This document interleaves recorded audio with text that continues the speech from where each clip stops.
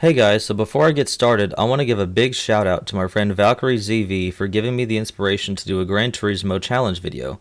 He's a big Gran Turismo fan like myself and has done 2 Gran Turismo 4 challenge videos and has put a lot of time and effort in his work, and I really recommend that you check out his channel and give him your support for the amazing stuff he's been able to make. I'll link his channel in the description, and with that, let's dive right in. With the rise of Gran Turismo challenge videos, I wanted to make something as well and do it the way that I wanted to. I have Gran Turismo 2 as my game of choice, and the challenge I went with was the Nissans Only challenge. In this challenge, I can only drive cars made by Nissan, which includes Infinitis and anything made by Nismo. Win the one-make races, win all special events, win all GT League events, and win the GT World Series. With the way this game has its prerequisites set, for most of the events you must stay under the horsepower threshold that each race sets. The only exceptions are the FF, FR, MR, and 4-wheel drive challenges. GT2 also gives out prize cards after every race instead of after you complete all the races in a specific cup, except for the Sunday Cup for some reason. Something that I wasn't used to after playing a lot of Gran Turismo 3 and 4 when I was younger. I also put a lot of time into Gran Turismo 2, even though I only played it on the PlayStation 2, and I couldn't save my progress on it because it was a PS1 game. I had to restart from the beginning every time I turned off the game, but I enjoyed it so much that I just kept going back to it. I did my first full playthrough in my own time recently and wanted a fun way to liven up the experience. With the prize cards that I won, a lot of them were Nissan, so that's where I had the idea to give this challenge a try. I could have done a Japanese only or American only challenge, but I wanted to get even more specific with how I wanted to approach this playthrough. But enough yapping about the whys, let's get started. As with any Gran Turismo game, I always start with the license test so I don't have to go back and do them later. I always want to get them out of the way first so that I can just focus on the gameplay. I didn't have too much trouble with these until I got to International B6, which is the slalom in the Peugeot 106, which I absolutely hated, and I just wanted to get past it without hitting any walls. That's all I wanted. I also encountered the International B8, which has the same slalom but with the Honda S2000. I don't like doing these. I absolutely loathe the slalom challenges because of the constant feather throttling and turning to avoid the walls, which I'll admit I'm not that good at. You'll see me hit plenty of walls later on, believe me. But for these types of license tests, I don't go for gold because I don't want to hate myself and have to spend so much time going back and doing them again. Bronze is good enough, and if I get silver and better, then so be it. I'm not really all that worried about it. And since I'm doing Nissans only, and none of the gold license test cars are Nissans, I don't have to put myself through the GT ringer. So that's always a good thing. Usually for me, the more I have to redo something, the more agitated I get, so I tend to not be too much of a perfectionist if I don't have to be. I made it all the way through International A without too much trouble, and with my Skyline already purchased, it was time to do it to 'em, Nismo style. I did watch this one video that someone did to farm credits in the early game and use that to make getting started easier, so I'll link that in the description in case you're interested. But I started with the Rome short course in the Clubman Cup twice to win 10,000 credits, which I then used to upgrade my Skyline, and then took it into the 80 Sports Car Cup to Tahiti Road to win the Silhouette Formula Skyline. I don't know why they decided to put a Formula car, race car Skyline as a thing you can win in the 80 Sports Car Cup, but who am I to question it? From there, I used that Skyline in the GT All-Stars League to win Red Rock Valley, to get the TVR Speed 12, and because we don't need this car for this challenge, I sold it and it gave me 500,000 credits. After that, it was time to flex my might in the Sunday Cup with the Silhouette Skyline. But isn't that overkill? Yes, get good. But not without a little Discord bullying from some friends of mine. Me being soft makes a big difference. You're built like a 1x1 Lego piece. That's a good insult. Same goes for the Clubman Cup. If I'm not mistaken, this Skyline race car Sam, is pause. FR, right? Sam, change the audio. It's your screen. Oh, I didn't know you wanted to watch it.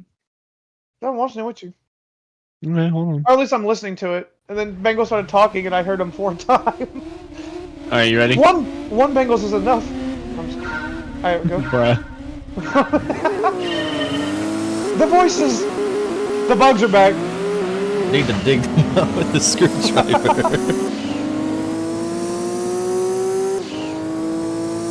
I still love the shorty head built like the Warner Brothers logo. That's just too funny.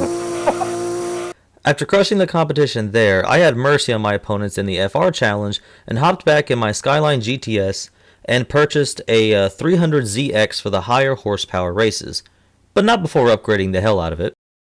Let's see. Yes. Yeah, 440 should be good enough. And yeah, this thing breezes right past everybody. After both races, I go back to my garage and see that two of the prize cars I won include a Nismo 270R and a Salady, which will both come in handy later. To cover myself for the MR challenge, I went back to the GT All-Stars League to win the Nissan R390 road car from Laguna Seca. There was just one little problem. The R390 I won exceeds the horsepower limit for the first race on Grand Valley East by 6. I did notice that the R390 in the Nissan shop has exactly 345 horsepower, so I sold the one I won and finished out the GT All-Stars League to buy the one in the shop to see if it was different. It wasn't. As soon as I checked the garage, it said 371 horsepower. So because of this, I would have to use a different car to do that one race, which means I had to admit partial defeat as far as the challenge goes. But I wouldn't let that stop me from beating the rest of the game with those Nissans. As disheartening as it was, I was already too far in to throw in the towel. I was determined and I was going to see it through.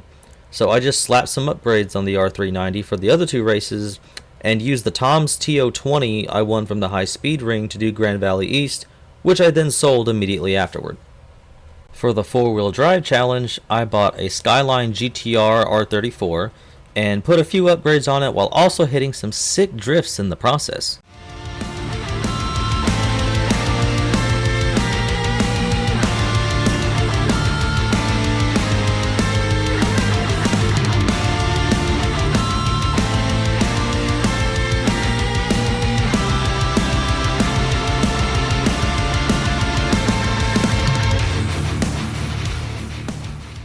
I know I hit walls, but good enough for me. I was also in a call with my friend Kiter, and let's just say Dragon Ball FighterZ wasn't being nice to him today. Brain dead Broly players pressing 3 buttons to do a 100% combo. Or Broly players Neanderthals. Dude, they are literal troglodytes. And I missed my unscaled starter! I didn't get the hit confirmed because I'm bad. Any down tech match because he's brain dead. Oh my god. Some people, bro. God. You recording? Yeah. I have been. I was just wondering. Yeah, I have your upset whining too, but it's okay. As much as I like feel for you, Sam, it's also kind of funny when you do it. No, it is really funny. Because you're just like, he's so bad. Yes.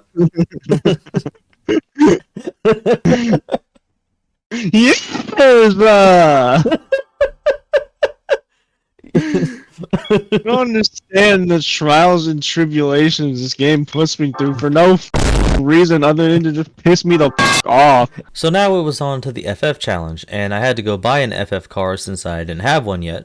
So I bought a Pulsar, upgraded it a bit, and went through the FF challenge with no trouble. But not before Will showed up. This guy said, pick the succubus upgrade, wasn't disappointed, died the next level. Died in the next level. That's really hilarious. It is. This game was made by one person. That's One pretty cool. person? Yep. It was a game jam, apparently. A little game jam game. Oh. That turned into a full game. Wasn't Baldi's Basics made in Game Jam? Yeah. No, it started as a post, and then the guy actually like made 15 billion. Wow. It's really sad when Baldi's Basics is better game than Garten of Van Ban 6742. Holy shit, It's Rising.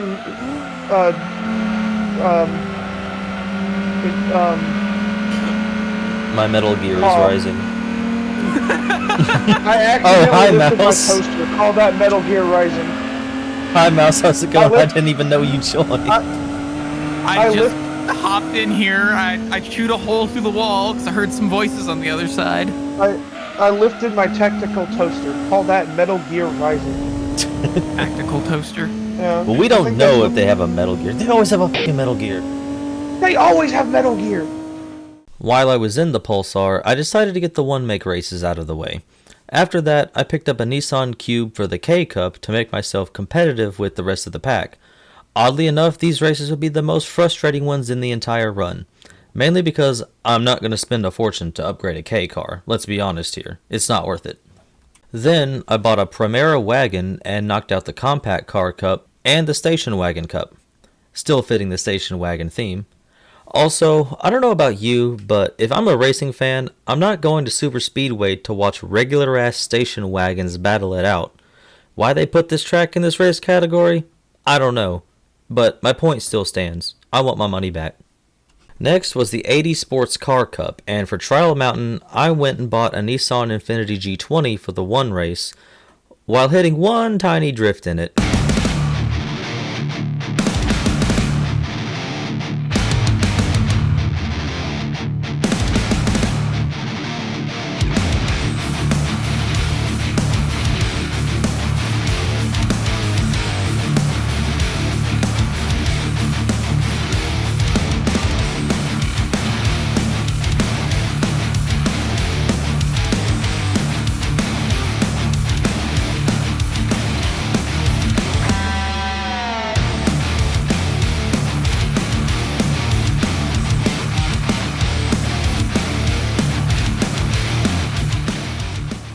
The first verse in the Nissan Quran, one must drift in a Nissan, regardless of circumstance.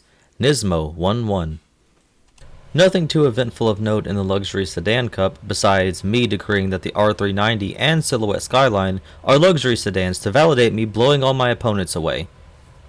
Also bringing out my Nissan muscle car, the Nismo 400R.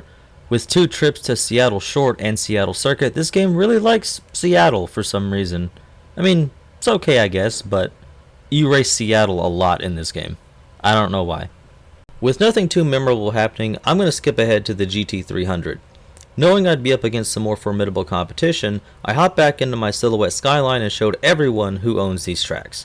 Same with the GT500, except I used the Unicia GTR. Being in this championship gave me an idea for what I wanted to do for a later event, so I'll just keep that idea in the back pocket. And I got the Super Speedway here in actual race cars and not station wagons, thank goodness, something I would actually pay to go see. Also, insert some trash talking about football. For anyone who doesn't know, my favorite team is the Cincinnati Bengals, and for any Steelers fans watching this, this is directed at you. Out of all of the teams in my division, I hate the Ravens the least. As weird as that is to say. That makes sense. Because for me, it goes hate the Steelers the most, then the Browns, then the Ravens.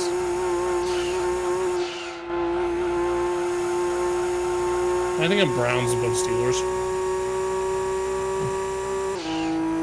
I don't put the Browns above the Steelers just because, you know, they've been a laughing stock for so long and it's kind of funny to laugh at them still.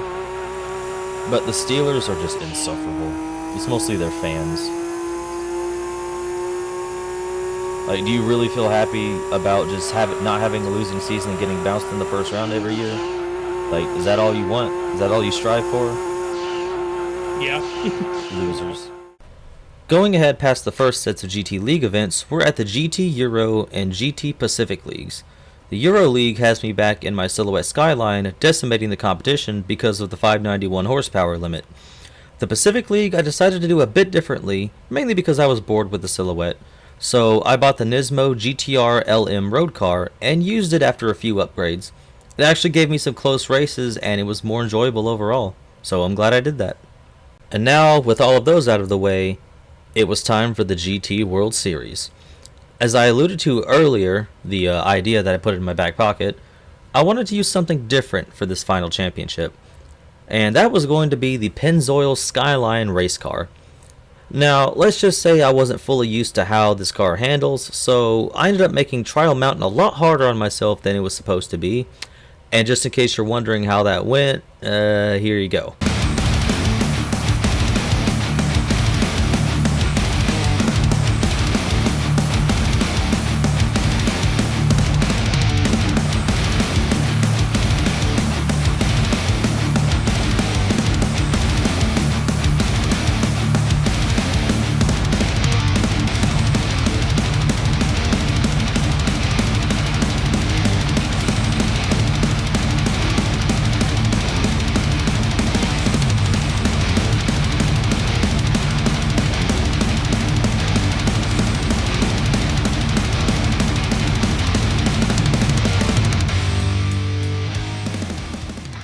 After the first race, I knew I was going to have to fully lock in if I had a chance at winning this, so that's exactly what I did. Next was Laguna Seca, and I knew that the downhill chicane was going to throw off my race if I wasn't careful, so I slowed down more than I should have to prevent that, and it worked like a charm. Apricot Hill was next, and there was plenty of easy areas to spin out in, especially the first set of turns if you're not applying the brakes enough. Fourth was Rome Circuit, and thankfully the whole track is fenced in to where there's hardly any dirt or grass, although that sharp turn in town is something you always have to watch out for. It has done me in on several races due to not braking soon enough.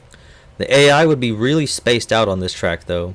The GT World Series shouldn't be this easy, but we play with the hand that we're given. Last track is Midfield Raceway, which due to the points that I had, was just a victory lap. And with that, it was done. The game was beaten. Only one race where I wasn't able to use a Nissan, but I still had fun doing this. And how fitting is it that the last prize car I won was the R390 race car. So I took that to the test course for one final victory lap. I hope you guys enjoyed this video, and if you want to see more Gran Turismo videos or any other videos like this in the future, just leave a like, comment, and subscribe if you haven't already. Cheers.